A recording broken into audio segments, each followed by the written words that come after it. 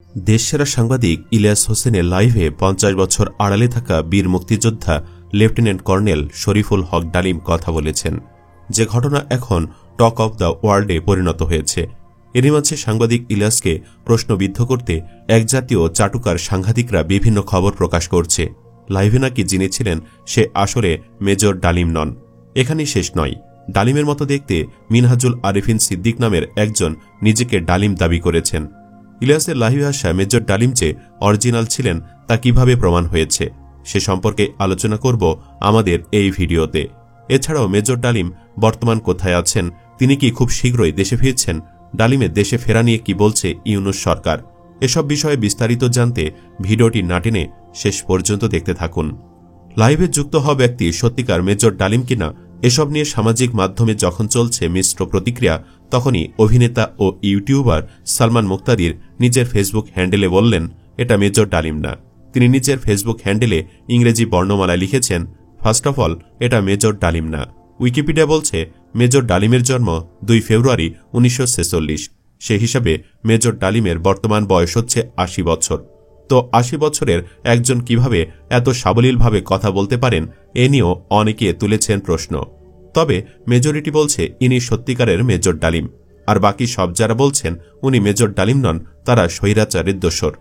সম্প্রতি সামাজিক প্ল্যাটফর্ম ইউটিউবে একটি সাক্ষাৎকার দিয়েছেন নিজেকে মেজর ডালিম দাবি করা এক ব্যক্তি।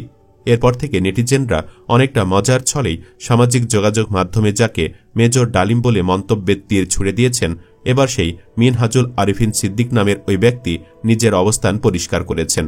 সোমবার সন্ধ্যা ৬টার দিকে নিজের ফেসবুকে এক পোস্টে দিয়ে তার অবস্থান জানান তিনি। মিনহাজুল আবেদিন সিদ্দিক তার ফেসবুক পোস্টে লিখেন, সকালে ঘুম থেকে উঠে দেখি রাতারাতি মেজর ডালিম হয়ে গেছি, আর এরপরই বটবাহিনী ঝাঁপাইয়া পড়েছে আমার প্রোফাইলে। মূলত ওই লোকটি দেখতে অনেকটা মেজর ডালিমের মতো। বিষয়টি হাস্যকর হলেও অনেকেই এক ধাপ এগিয়ে গিয়ে সাংবাদিক ইলিয়াসের লাইভে যুক্ত হওয়া মেজর ডালিমকে ভুয়া বলে কটাক্ষ করছেন। তিনি যে সত্যিকারের মেজর ডালিম ছিলেন তার অবশ্য অনেক প্রমাণ আছে।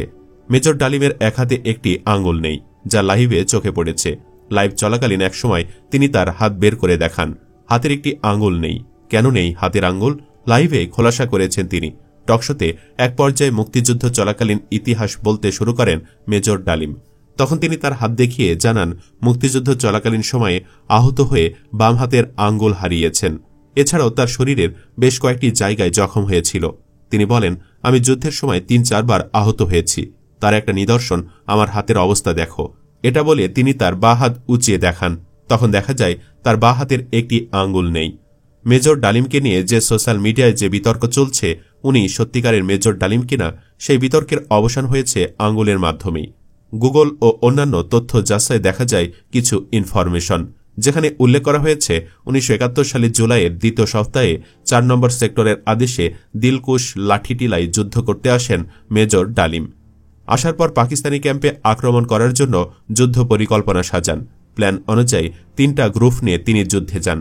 কিন্তু যুদ্ধ চলাকালীন পরিকল্পনায় মুক্তিযোদ্ধাদের মধ্যে ভুল বোঝাবুঝির কারণে মুক্তিযোদ্ধারা নিজেরা একে অপরকে গুলি করতে শুরু করেছিলেন। হাতে গুলি লাগার কারণে মেজর ডালিম আহত হন। পরে হাতে ব্লিডিং অবস্থায় ৯০ মাইল দূরে গিয়ে চিকিৎসা নেন। হাতের উন্নতি না হয় পরে তিনি ডাক্তার এবং বন্ধু বাপ্পির মাধ্যমে কলকাতায় চিকিৎসা নেন। কলকাতায় গিয়ে হাতে ইনফেকশন ধরা পড়ার কারণে মেজর ডালিমের বাঁ হাতের কনিষ্ঠা আঙ্গুল কেটে ফেলা হয়। যদিও ফ্যাক্ট রিউমার স্ক্যানার এখনও বিষয়টি নিয়ে মুখ খুলেনি। তবে সার্বিক তথ্য বিশ্লেষণে এটা বলা যায়, মেজর ডালিম নিজেই সাংবাদিক ইলিয়াস হোসেনকে সাক্ষাৎকার দিয়েছিলেন। এই সাক্ষাৎকারে ৭৫-এর হত্যাকাণ্ডে নেপথ্যের কারণ জানতে চাইলে তিনি বিস্তারিত ইতিহাস তুলে ধরেন। মেজর ডালিম বলেন, খুবই স্পর্শকাতর প্রশ্ন, নিজের বাদ্য নিজে বাজানো যায় না। প্রথম কথা, ১৫ আগস্ট কোনো বিচ্ছিন্ন ঘটনা না, এটার সূত্রপাত হয় মুক্তিযুদ্ধ চলাকালীন অবস্থায়। এই বীর বিক্রম বলেন, যখন ৭ দফাতে চুক্তি করে নজরুল ইসলাম তাজউদ্দিনকে পারমিশন দেওয়া হলো একটা প্রভিশনাল গভর্নমেন্ট গঠন করার। সাইন করার পর নজরুল ইসলাম ফিট হয়ে পড়ে গিয়েছিলেন, কারণ তিনি জানতেন এসবের কারণে আমরা ক্রমান্বয়ে ভারতের একটা করদ রাজ্য অঙ্গরাজ্যে পরিণত হব। তিনি বলেন, শেখ মুজিব তার জুলুমের মাত্রা এতটাই তীব্র করেছিল যে তা ছিল স্বৈরাচারী আচরণের মতো। তখন মানুষ রবের কাছে মুক্তি চাচ্ছিল তার জুলুমের অবসানের জন্য। মেজর ডালিম বলেন, মুজিব তো মারা যায়নি, মুজিব একটি সেনা অভ্যুত্থানে নিহত হয়েছেন। সেনা অভ্যুত্থান তো আর খালি হাতে মার্বেল খেলা না। ওখানে দুই পক্ষ থেকেই গোলাগুলি হয় এবং হতাহত হয় দুই পক্ষেই। যেমন মুজিবের পক্ষের কিছু লোক মারা গেল, সেভাবে সেনা অভ্যুত্থানকারী বিপ্লবীদের পক্ষ থেকেও কিছু লোক প্রাণ হারায়। এটাই বাস্তবতা। কিন্তু বিপ্লবীরা বিজয়ী হয়ে গেল, তারা ক্ষমতা নিজের হাতে নিয়ে নিল। তিনি বলেন, মুজিবের মৃত্যুর খবর জানার পর আর বাকশালের পতনের খবর জানার পর শহর বন্দর গ্রামের লাখ লাখ মানুষ আনন্দ মিছিল বের করল। যে সমস্ত রাজনৈতিক নেতা বা দলগুলো আন্ডারগ্রাউন্ড ছিল তারাও জনসমর্থন নিয়ে রাস্তায় চলে আসে।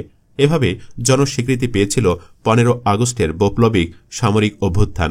24-এর বিপ্লবীদের উদ্দেশ্যে মেজর ডালিম বলেন, বর্তমান প্রজন্মের বিপ্লবীদের ছাত্র জনতার বিপ্লবী কর্মকাণ্ডে যদি কোনো রকম অবদান রাখতে পারি আমাদের নিজস্ব অভিজ্ঞতা যোগাযোগ থেকে, তাহলে আমরা সেটা করতে প্রস্তুত। পিছুপা হব না ইনশাআল্লাহ।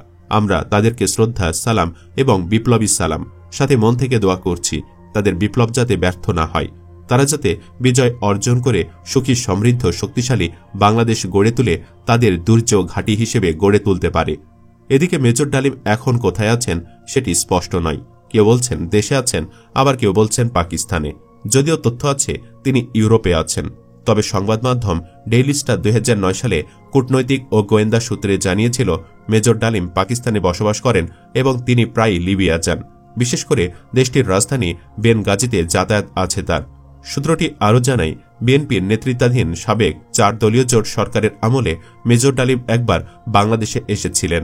1996 সালে তৎকালীন আওয়ামী লীগ সরকার একটি টাস্ক ফোর্স গঠন করে, যেটির কাজ ছিল 15 আগস্টের ঘটনার সঙ্গে যারা জড়িত ছিলেন এবং বিদেশে চলে গেছেন তাদের দেশে ফিরে আনতে সংশ্লিষ্ট দেশের সঙ্গে চুক্তি করা। 1998 সাল পর্যন্ত টাস্ক ফোর্সের প্রধানের দায়িত্বে ছিলেন সাবেক রাষ্ট্রদূত ওয়ালিউর রহমান। সাবেক এ রাষ্ট্রদূত ডেইলি স্টারকে ওই সময় বলেন, মেজর ডালিমের কেনিয়ার রাজধানী নাইরোবি সহ আফ্রিকার কয়েকটি দেশে ব্যবসা আছে। এছাড়া মেজর ডালিম কেনিয়ার পাসপোর্ট সংগ্রহ করতেও সমর্থ হয়েছেন বলে দাবি করেন তিনি। এছাড়াও অনেকে প্রশ্ন তুলেছেন, মেজর ডালিম কি দেশে ফিরছেন? সোমবার রাতে ইউটিউবে এক ভিডিওতে প্রবাসী লেখক অ্যাক্টিভিস্ট পিনাকি ভট্টাচার্য মেজর ডালিমের দেশে ফেরার বিষয়ে কথা বলেন। তিনি বলেন, আমাকে সুইডেনের বড় ভাই যিনি মেজর ডালিমের শিষ্য, তিনি বলেন মেজর ডালিমকে তো দেশে আনা দরকার।